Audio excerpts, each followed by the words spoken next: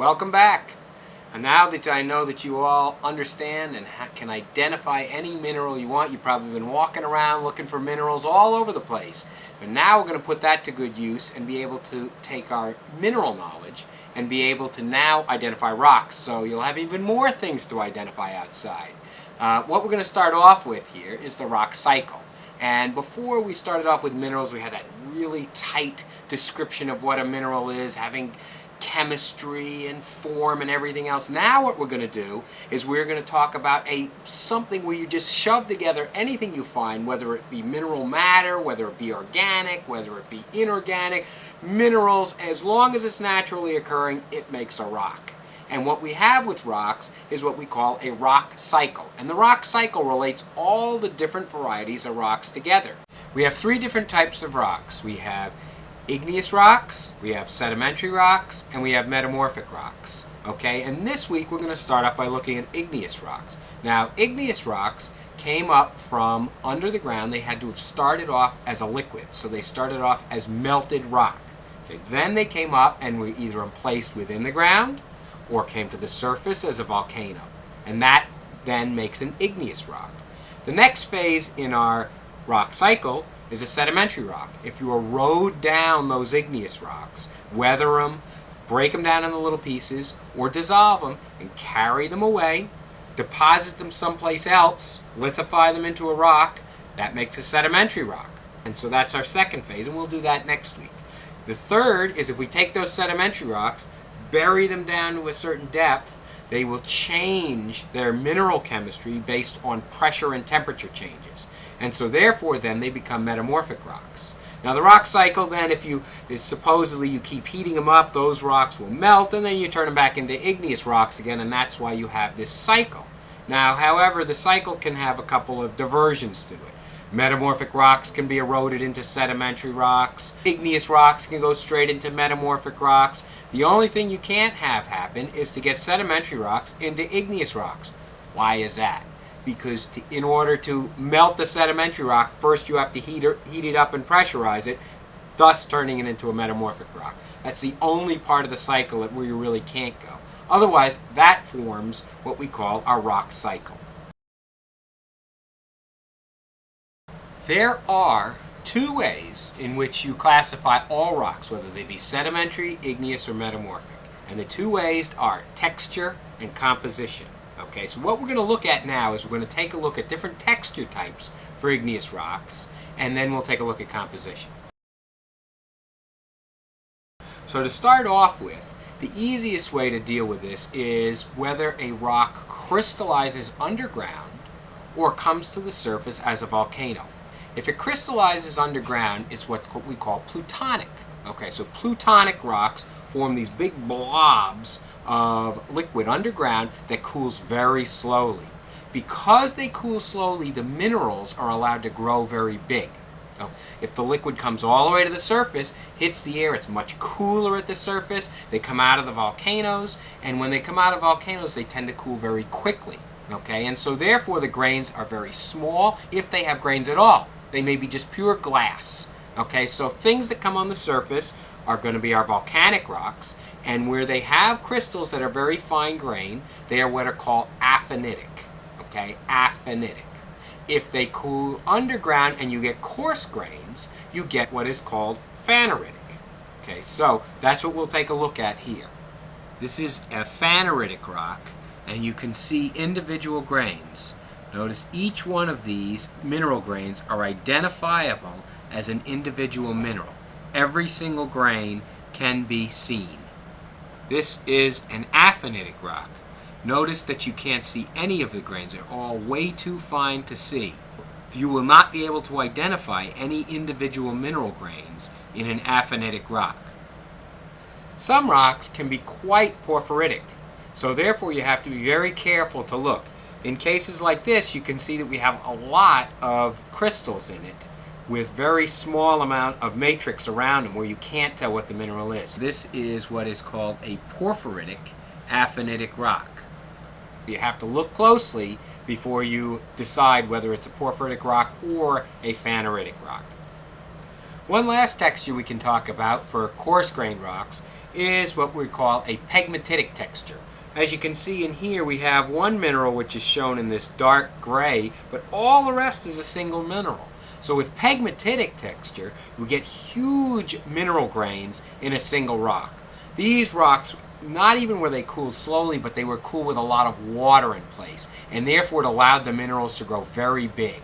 In some cases, these minerals can be 40 feet long. This is an example of a pegmatitic texture. In addition to these textures where the minerals were actually formed, there are also a series of volcanic textures. And these are textures that are mostly glassy, so where the liquid came out but didn't even have a chance to crystallize at all. And so that made this series of textures where you can't even identify, there's not even a question to identify minerals. And there are several different types of these. The first one we can look at is what is called obsidian. And obsidian is volcanic glass. It can come in several different colors. Usually it's black or brown. But the easy way to tell this is it looks like glass, and it has a fracture surface on it that looks like a broken piece of glass. This is what is called conchoidal fracture. You can see it in quartz as well. And by looking at that, you can definitely guarantee that this is what is called obsidian. In addition to that, you also have a lot of gases escaping when a volcano goes off. All of that smoke and ash you see coming that goes straight up in the air, that's all escaping gases. So there's a lot of escaping gases in these rocks. And so what we have is when the gases escape, they go through the liquid rock and leave bubble trails behind them. Okay, and so therefore you have a whole series of rocks that are made up of kind of bubbling through the liquid. And the first one, and the most common that everyone has seen, is what is called pumice. Okay, some people use it on their bunions and things. But pumice is a very light rock. It's made up of almost a froth that formed at the top of the lava chamber. It is so full of bubbles. It can actually float on water. And in fact, they think a lot of the species of plants were distributed around the Pacific because the seeds floated on pumice rafts. And so therefore pumice is a very light rock. You can always tell. It always has that, typically has that gray color. Sometimes you can also have it with a red color. This is what is called a volcanic bomb. So it came out as a single piece which was shot out of the volcano, but nonetheless it's also very light and what is called pumice. Now, in addition to that, we can have bubbles in rocks where they leave holes in the rock. Okay, these pumice had a lot of holes, but you can have single bubbles that go through rocks and leave little almost worm-like passages through the rock, and these make holes which are called vesicles. Vesicles would then be these kind of round, wormy-like holes that go through rocks. If you fill the vesicle, later some water can carry in minerals and put it inside of the holes, and it deposits a mineral within the hole. These filled vesicles are what are called amygdules. So amygdules are filled vesicles. The last thing you can also have are what are called pyroclastic rocks. Clastic rocks are a term for sedimentary rocks. Pyro means fire. So these are almost sedimented rocks where you had ash or flows coming out of a volcano stacking up a rock. And what you see is something that looks like this, where it has a distinct layering to it, and this is what is called a tuff. Okay, so a tuff is made up of ash and chunks of volcanic debris that have fallen down in layers to make this ash. This would be what was called an ash flow tuff, or it could be an ash fall tuff, depending on whether it flowed down the side of the volcano or was dropped down out of the air. Okay, so we took care of the texture, and we can say either it's aphanitic or phaneritic, aphanitic being volcanic, phaneritic being plutonic. What we're going to do now is take care of the composition. And remember last time when we talked about minerals, I said don't use color, it's no good. Well, for rocks it is good. So we're going to do a general compositional breakdown that will go purely by color. So all you have to do is kind of look at the color of the rock and say, all right, it falls into one of these categories. There are 4 distinct categories. The first category is what we call felsic. felsic rocks. That's a shortening for feldspar and a lot of silica, which is quartz. Okay, so felsic rocks are rich in quartz and feldspar. Now contrast that to mafic. Mafic is rich in magnesium and iron. Ma for magnesium, the F comes for iron, Fe is the symbol for iron, and those are really the two parts that divide up. However, there's a whole category in the middle between the two, which we call intermediate, and even something that's more mafic than mafic, or even higher in iron magnesium, and we call that ultramafic. Now these fall in kind of color categories. So felsic rocks tend to be very light in color, mafic rocks tend to be dark in color, intermediate rocks are in the middle. Ultramafic rocks, sometimes darker, sometimes a little lighter than mafic. We'll deal with those separately. Okay, so let's take a look at what we can do with some real rocks. Okay, first thing we can look at a rock is something like that. Very light in color. Okay, if we look closely, we'll see that we can't see the grain size. That one falls over in the felsic volcanic range. In other words, it's rhyolite. Okay, next thing we can have another light colored rock. This one we already said was granite. It's felsic, and it falls over in here. Notice how the two tones of those are similar. Here's another example of granite without the pink feldspar in it. So it's a little whiter, but nonetheless very light in color. Contrast that to this rock, which we said was basalt. Basalt is a mafic volcanic rock. It's too fine-grained to see. This is mafic, so it's very dark in color. We can put that there. Here is a coarse-grained version of basalt known as gabbro. Okay, so the grains are now big enough to see, however, very dark in color. Notice they're very similar. Contrast those to something kind of in the middle. So what do we call it? Intermediate, because it's in the middle. Okay, and notice how it's got a gray something in between those two. This is a fine-grained rock. We'll call this an andesite, the volcanic version, and we call it a diorite if it's the plutonic version. And so therefore you can see the breakdown that is purely color-wise. So you can look at the rock, figure out the grain size, look at how dark or light it is, and generally get the idea of what the rock is. An example of an ultramafic rock is this one. You can see it's really kind of lighter than these mafic rocks. Sometimes they're darker, sometimes they're lighter, but they don't have any quartz or feldspar whatsoever in it. That's what makes it ultramafic. So that would go on the side. There are no volcanic ultramafic rocks, only plutonic. So we should put it there. And that means that puts our whole thing together. So we can only get volcanic rocks in the range of mafic, intermediate, felsic, and plutonic rocks, mafic, intermediate, felsic, and ultramafic. What we've done so far then is we have a general classification for these rocks already. And all you had to do was look at the texture and then generally put them into an order as to what their color is. And so we almost are there. The last thing we have to do is kind of do the confirming and add any names to the rock that you might need. Okay, so we're going to confirm what our guesses are, and then we're going to add a name. So we're going to modify the name a little. What you usually need then is to get a hand lens. Now, in some cases with the volcanic rocks, if it's porphyritic, you can actually look at any of the grains to make sure they fall into the right category. Now, you'll look in the book, there's a chart that tells you what minerals should appear in what rocks. So, for example, let's take a look at this granite. And if we look closely at it with the hand lens, we can use the same techniques we used last time to identify the minerals, but this time we'll look at them through this hand lens. We can do a hardness test on them, we can do streak, we can do anything we did before to check that identity of that mineral. So in this case, we would look through here and see, by using the streak test and everything else, that the pink mineral is feldspar. In here we would look and we would check and find that the gray mineral is quartz. Okay, feldspar and quartz make felsic rocks. And so therefore we have now confirmed that this is a felsic rock.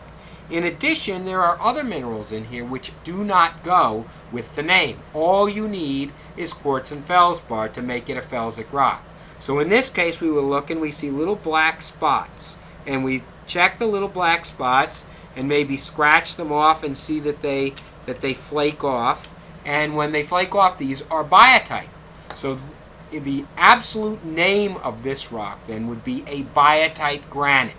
Any additional mineral besides the quartz and feldspar must be put into the name, whether it be hornblende, biotite, muscovite, garnet, anything else that might occur with it would also show up in the name. Now the minerals that show up in here are going to be the ones that are with the felsic minerals. So you will not get olivine, you will not get pyroxene in most cases with the granite. You might get the hornblende, biotite, muscovite, garnet, things like that are more common. We do the same with all of these rocks. We're going to look at them and confirm that identity. Okay, so for example, in this rock, which we said was a diorite is going to be mostly made out of feldspar, plagioclase feldspar. And the plagioclase in a diorite is going to be white in color. So you look and you see this salt and pepper type pattern. You confirm that that's white colored feldspar, plagioclase, and it can have some of the mafic minerals mixed in with it. Okay, and that would give us a diorite. If this has anything else in it, like muscovite or biotite or anything else, you would put that in as a modifier. It should have hornblende, pyroxene, plagioclase. Anything else modifies the name. Okay, and so that's a second one. Last one, we might take a look at this. Now in these, you'll notice these are very dark in color. And the dark color means that the pyroxene and the feldspar are about the same color. What you would have to do is look closely at these, and you will see those knife marks on the faces of the plagioclase. That tells you that it's plagioclase. So in this case, it's to tell the difference, say, between something that's ultramafic, which would have no plagioclase, is to look for those knife marks on the cleavage planes, and that will tell you that it's plagioclase. The same holds true with any of these other minerals in the volcanic rocks. Again, you need to identify the mineral if you have a porphyritic rock to be able to tell which it is. Now, the one thing you might want to deal with these porphyritic rocks is a porphyritic rock will have square crystals on it. The crystals will have sharp edges. If you're dealing with amygdular rocks, they tend to be round.